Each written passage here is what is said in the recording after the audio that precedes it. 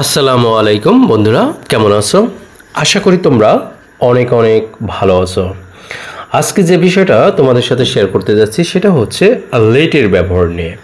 এখানে দেখো প্রত্যেকটা সেন্টেন্সের লাস্টে কিন্তু লেট দেওয়া আছে। আজকে কিন্তু আমরা লেটের ব্যবহারটা শিখব, কারণ লেট অনেক সময় থাকলে আমরা অনেক সময় লেটের অর্থ করতে পারি না। লেটের অর্থ আছে অনুমতি দেওয়া, কিন্তু আমরা আজকে এখানে লেট মানে কি অর্থতে দেয়। এখানে শুধু লেটের অর্থ হচ্ছে অনুমতি না দিয়ে এখানে বলছে শুধু দাও, এরকম অর্থ ব্যবহার করা হবে। কিন্তু লেটটা বসবে কিভাবে এবং এর গঠনটা কিভাবে তোমাদের একবার বলে দিচ্ছি। কথা বসাবা লেট, লেটের পরে তোমরা যেটা বসাবা সেটা এরপরে একটা ব্যক্তিগত অবজেক্ট বসাবা, যেটাকে পার্সোনাল অবজেক্ট বলে বা ব্যক্তিগত অবজেক্ট আসছে। সেটা হচ্ছে হিম হতে পারে, মি হতে পারে, দেম হতে পারে, যে কোনো একটা হতে পারে। যেমন মি মানে আমাকে, দেম মানে তাকে, হার হতে পারে, আবার ইউ হতে পারে, আবার হচ্ছে আস হতে পারে। মানে ব্যক্তিগত অবজেক্ট যেটাই হতে পারে, সমস্যা নাই। কিন্তু লেটের পরে একটা ব্যক্তিগত অবজেক্ট বসাবা। আমরা যদি লেটের পরে একটি ব্যক্তিগত অবজেক্ট মি বসালাম, এরপর আমাদের একটা ভার্ব বসবে। তোমরা যদি চাও এরপরে একটা যে কোনো একটা ভার্ব বসবে, তাহলে এখানে আমি একটা ভার্ব বসাবো। যদি বলা হয় যে এখানে আমরা যদি রিড দিই তাও হবে, রিড দিয়ে দিলাম, তাহলে এখানে কি হচ্ছে লেট মি রিড। এর অর্থ হচ্ছে লেট মানে দেওয়া, মি মানে আমাকে, আর রিড মানে পড়া। তার মানে কি আমাকে পড়তে দাও, এরকম অর্থ ব্যবহার করা হচ্ছে। যাক বন্ধুরা, আমরা এত কিছু না, আমরা এখন কিছু প্র্যাকটিক্যালি সেন্টেন্স দেখব। এগুলো আসলে আমরা কিভাবে করতে পারি সেন্টেন্সগুলো। প্রথমে আছে দেখো let me live. Let me live এর বাংলাটা হচ্ছে আমাকে বাঁচতে দাও।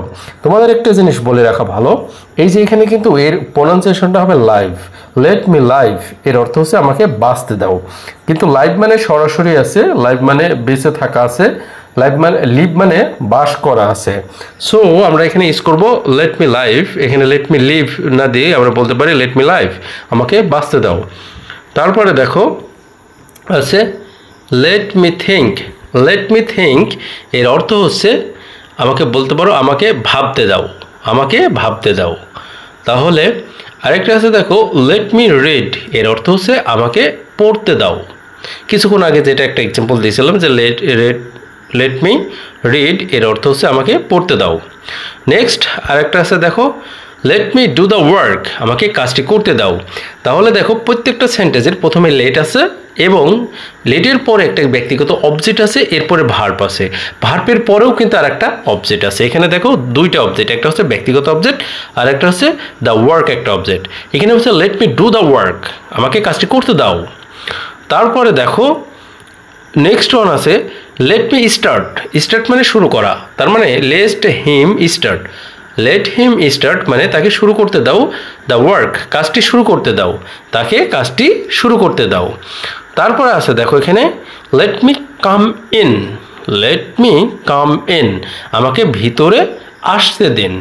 লেট মি কাম ইন এর অর্থ হচ্ছে আমাকে ভিতরে আসতে দেন। নেক্সট আরেকটা আছে দেখো লেট মি গো দেয়ার। লেট মি গো দেয়ার এর অর্থ হচ্ছে আমাকে সেখানে যেতে দাও। তাহলে দেখো প্রথমে লেট বসছে, তারপরে একটা ব্যক্তিগত অবজেক্ট মি বসছে, এরপরে ভার্ব বসছে, এরপরে আরেকটা অবজেক্ট বসছে। তাহলে আমরা বলছি লেট মি গো দেয়ার, আমাকে সেখানে যেতে দাও। তারপরে দেখো কি বলছে লাস্টেরটা বলছে let the cow go to field.